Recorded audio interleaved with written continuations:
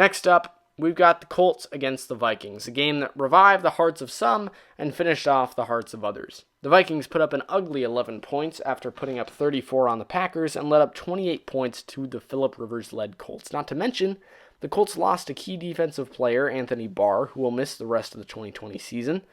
Now, why I say that some fans' hearts were finished off is because of Kirk Cousins' terrible, almost comedic performance on Sunday. He threw a laughable 113 yards on 26 pass attempts, completing just 11 total passes. Not to mention he threw 3 picks to no touchdowns.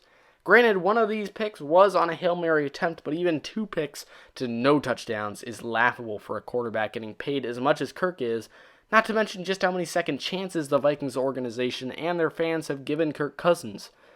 Last season, the party seemed to be getting started as the Vikings wide receivers called out Kirk Cousins, and in return, Kirk picked up his game and played well to end out the season, but, this year, things are taking a turn for the worse as the Vikings start out 0-2, and Kirk looked like a fifth-round rookie quarterback against the Colts defense. Now, it'd be one thing if this was a one-time thing, but it's not. You can't have a quarterback who routinely needs his receivers to call out his lackluster, borderline terrible blips of play every few games in order to right the ship.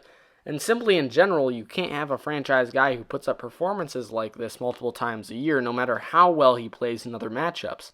Kirk Cousins killed the Vikings on Sunday, and I can't seem to find any sort of excuse to give him. As for the Colts, things look good.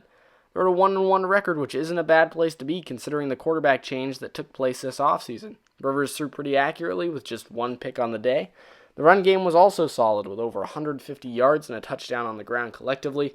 And while I don't have much to say about the Colts following this one, as the game was seemingly decided by Vikings poor play, I can say that the Colts have a good chance of being either at 3-2 or 2-3 by week 5, both of which being solid spots in terms of playoff hopes for this Colts team.